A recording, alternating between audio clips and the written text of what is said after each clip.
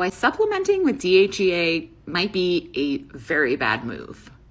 I'm Marissa Fay. I'm a hormone and gut health expert. I help women reverse and reduce their symptoms with natural methods and work virtually with women all over North America and in my course/group program, The Balanced Hormone Blueprint, that you can sign up for right now. This week, I've actually been looking at a lot of lab work related to hormones.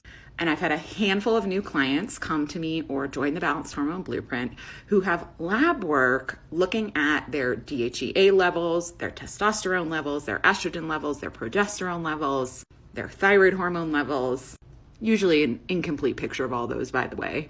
And across the board, these women are being given DHEA, which is a hormone. And anytime you pull in a hormone, even if it's in supplement form and not a prescription medication, you need to be pausing and thinking about if that really is the best next step. Because what I'm seeing as a pattern in these women who from blood work are saying that they have low DHEA is that also in the blood work they're having done by their doctors, they have high estrogen. This is a red flag. And yet another reason why putting just blanket trust in a doctor is probably messing you up. DHEA is a precursor to estrogen, meaning one of the things your body does with DHEA is produce estrogen. It also, by the way, uses DHEA to produce testosterone.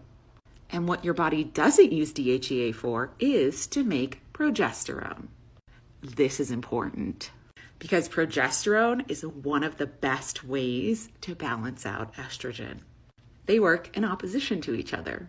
In addition to that, you want to be addressing why estrogen is high in the first place, which usually has to do with something going on in your gut. What I often see is that there are women who aren't having regular bowel movements and aren't reducing their exposure to toxins. So of course your estrogen is going to be high. So what's problematic here is that in supplementing DHEA, you are likely increasing your estrogen levels because it's one of the things your body's going to do with DHEA and is doing with DHEA. What you're not doing is keeping DHEA right there. Also, DHEA is a hormone produced by your adrenal glands, and your adrenal glands are responsible for making many of your stress hormones. So flashing red light here. If your DHEA is low, there's something going on with stress. And that stress is likely to be physiological, things like a bacterial imbalance in your gut, or an overload of estrogen exposure, or things that are mental or emotional. Usually it's all of those, by the way. So make sure you're working with a practitioner who gets that, because you could be adding a lot more fuel to the fire of your hormone imbalance.